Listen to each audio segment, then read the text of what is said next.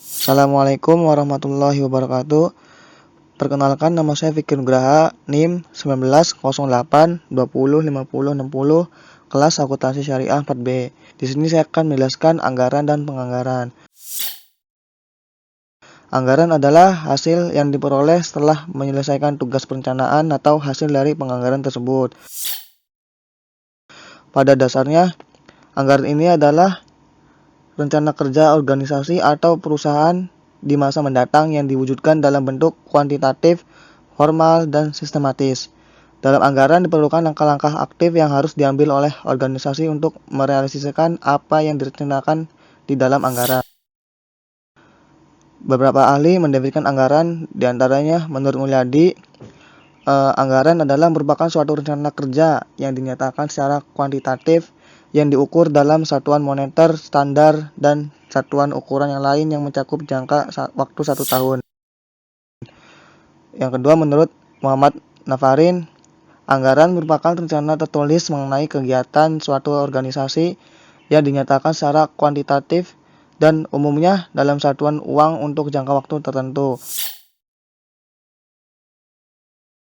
Yang ketiga, menurut Garrison, Noren, and Brewer, anggaran adalah rencana terperinci tentang perolehan dan penggunaan sumber daya keuangan dan sumber daya lainnya selama suatu periode waktu tertentu. Sedangkan pengertian penganggaran adalah proses menyusun anggaran sejak dari tahap persiapan yang diperlukan sebelum dimulainya penyusunan rencana, pengumpulan data dan informasi, pembagian tugas, dan implementasi dari rencana tersebut sampai pada tahap pengawasan dan evaluasi. Ciri-ciri anggaran: tidak setiap rencana kerja dapat disebut sebagai anggaran. Karena itu, anggaran memiliki ciri khusus. Yang pertama, dinyatakan dalam satuan moneter. Penulisan dalam satuan moneter dapat didukung oleh satuan kuantitatif lain, misalnya unit. Hal ini bertujuan untuk mempermudah memahami rencana tersebut. Yang kedua, umumnya mencakup kurun waktu 1 tahunan. Batasan waktu di dalam penyusunan anggaran akan berfungsi untuk memberikan batasan rencana kerja tersebut. Yang ketiga, mengandung komitmen manajemen, disertai upaya oleh berbagai pihak anggota organisasi untuk mencapai tujuan yang telah ditetapkan. Yang keempat, usulan anggaran disetujui oleh pejabat yang lebih tinggi, harus disetujui oleh pihak atasan atau dewan direksi, tidak dapat disusun sendiri-sendiri tanpa persetujuan dari atasan pihak menyusun. Yang kelima, perubahan anggaran hanya dilakukan apabila ada keadaan khusus. Hanya boleh diubah jika situasi eksternal dan internal tidak memungkinkan lagi untuk mempertahankan anggaran. Tidak setiap saat boleh dirubah. Yang keenam, harus dianalisis penyebabnya. Jika terjadi penyimpangan di dalam pelaksanaannya harus dianalisis lebih dalam. Tujuannya supaya tidak terulang di masa yang akan datang dan penyusunan lebih relevan lagi. Fungsi dan pentingnya anggaran. Dalam upaya untuk mencapai tujuan perusahaan, perusahaan memiliki berbagai fungsi yang berkaitan dengan tujuan tersebut. Fungsi anggaran berkaitan erat dengan 4 fungsi manajemen, yaitu yang pertama ada planning.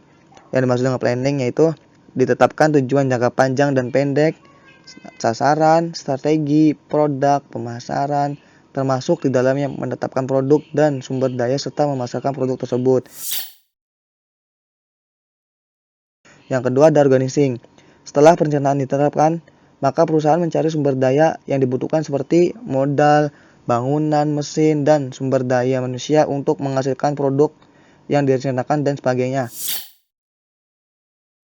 Yang ketiga ada activating, mengarahkan, mengelola, dan menggerakkan setiap sumber daya yang ada agar dapat digunakan sesuai dengan fungsinya. Setiap sumber daya diarahkan dan dikoordinasikan satu dengan lainnya agar dapat bekerja optimal. Yang keempat ada controlling. Langkah berikutnya adalah memastikan bahwa setiap sumber daya tersebut bekerja sesuai dengan rencana telah ditetapkan. Fungsi ini berkaitan erat dengan upaya menjamin bahwa setiap sumber daya telah bekerja dengan efisien dan efektif. Selanjutnya, tujuan dan manfaat anggaran, yaitu yang pertama, untuk digunakan sebagai landasan yuridis formal dalam memilih sumber dan penggunaan data. Yang kedua, untuk mengadakan pembatasan jumlah dana yang dicari dan digunakan.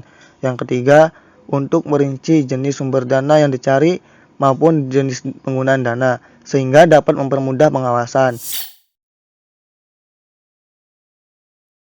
Yang keempat, untuk merasionalkan sumber dan penggunaan dana agar dapat mencapai hasil yang maksimal.